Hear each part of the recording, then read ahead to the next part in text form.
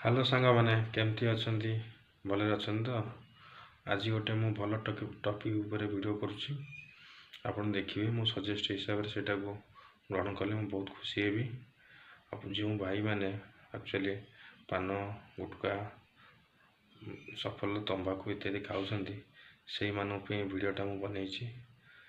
ସେମାନେ ଦେଖିକିରି ଏଥିରୁ କିଛି ଶିଖନ୍ତୁ, ନହେଲେ ଭବିଷ୍ୟତରେ ଆପଣଙ୍କର ଜୀବନ ଅନ୍ଧକାର ହେବା ସହିତ ପରିବାର ବି ବହୁତ କଷ୍ଟ ପାଇବେ।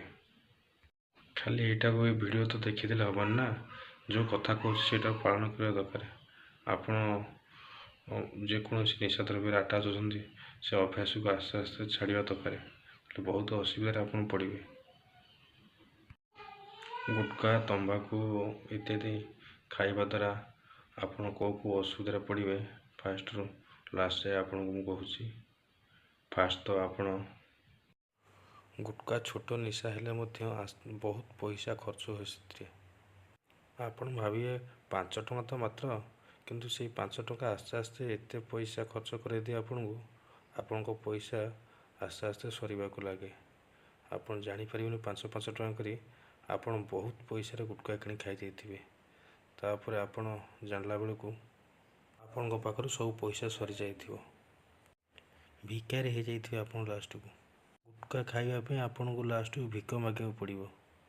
ଯେକୌଣସି ସାଙ୍ଗ ଦେଖା ହେବେ, ଆପଣ ତାକୁ ଗୁଟକାଟେ ମାଗିକିରି ଖାଇବେ।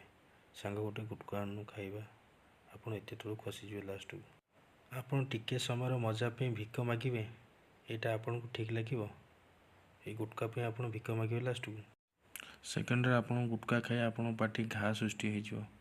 ଏଇ ଟିକିଏ ସମୟର ମଜା ପାଇଁ ଆପଣ ପାଟିର ଘା ସୃଷ୍ଟି ହେବ ଆସ୍ତେ ଆସ୍ତେ। ଘା ସୃଷ୍ଟି ହେବା ଫଳରେ ଆପଣ କୌଣସି ରାଗ ଜିନିଷ ଖାଇପାରିବେନି। କହିଲେ ଏଇ ଗୁଟକା ପାଇଁ ଆପଣ ରାଗ ବନ୍ଦ କରିଦେବେ, ସେଇ ଘା ଆସ୍ତେ ଆସ୍ତେ କ୍ୟାନ୍ସରରେ ପରିଣତ ହେବ। ଆପଣ ଦେଖିଲେ ଆପଣ ଯେଉଁ ସୁନ୍ଦର ମୁହଁ କ୍ୟାନ୍ସର ହୋଇଗଲେ କେମିତି ଲାଗିବ ଆପଣ ଜାଣିପାରନ୍ତି। ସଂସାରକୁ ଆସିଛନ୍ତି ଖୁସି ମଜା କରିବା ପାଇଁ, ଗୁଟକା ଖାଇ କ୍ୟାନ୍ସର ହେବାକୁ ଆସିନାହାନ୍ତି। କ୍ୟାନ୍ସର ହୋଇଗଲେ କେହି ସାଙ୍ଗ ଆପଣଙ୍କ ପାଖକୁ ଆସିବେନି କି କଥାବାର୍ତ୍ତା ହେବେନି। କହିଲେ ଆପଣଙ୍କୁ କେମିତି ଲାଗିବ? ଏ କିଛି ସମୟ ମଜା ପାଇଁ ଆପଣ କେତେ ସାଙ୍ଗକୁ ହରାଇବେ। ତାପରେ ଆପଣଙ୍କର ମୃତ୍ୟୁ ଆସି କବାଟ ଠକ୍ ଠକ୍ କରିବ। ଶେଷରେ ଆପଣ ମୃତ୍ୟୁବରଣ କରିବେ। ଗୁଟକା ଖାଇ ମୃତ୍ୟୁବରଣ କରିବେ। କେହି ଆପଣଙ୍କ ପାଇଁ ମନ ଦୁଃଖ ବି କରିବେ ନାହିଁ। ମୁଁ ଆପଣଙ୍କୁ ସବୁ କଥା ଟିକନିକ୍ ଜଣେଇଦେଲି। କହିବେନି ପଛରେ ଯେ ଭାଇ ଆମକୁ କହିଲେନି, ମୁଁ ଦୋଷ ଦେବେନି। ମୁଁ ଆପଣଙ୍କୁ ସବୁ କଥା ଜଣେଇ ଦେଇଛି। ଗୁଟକା ଛାଡ଼ିକିରି ଭଲରେ ରହିବେ ନା ଗୁଟକା ଖାଇକିରି କ୍ୟାନ୍ସର ହୋଇକିରି ମରିବେ, ଆପଣଙ୍କ ଡିସିସନ୍ ସେଇଟା।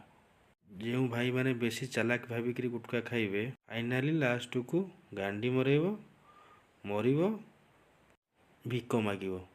ଦୟାକରି ନିବେଦନ କରୁଛି, ପ୍ଲିଜ୍ ଗୁଟକା ଛାଡ଼ି ଦିଅନ୍ତୁ। ଗୁଟକା ଖାଇଲେ କେଉଁ ଝିଅ ବି ଆପଣଙ୍କୁ ପସନ୍ଦ କରିବେନି, କି ଆପଣଙ୍କ ସ୍ତ୍ରୀ ବି ଆପଣଙ୍କୁ ପସନ୍ଦ କରିବେନି। ଭିଡ଼ିଓଟି ଯଦି ଭଲ ଲାଗିଥିବ ଭିଡ଼ିଓକୁ ଲାଇକ୍ କରିବେ, ଆଉ ଚ୍ୟାନେଲକୁ ସବସ୍କ୍ରାଇବ୍ କରିବେ, ଆଉ ଭିଡ଼ିଓକୁ ବହୁତ ସାରା ସେୟାର କରିବେ, ସମସ୍ତଙ୍କ ପାଖରେ ଯେମିତି ଭିଡ଼ିଓଟା ଆମର ପହଞ୍ଚିପାରେ।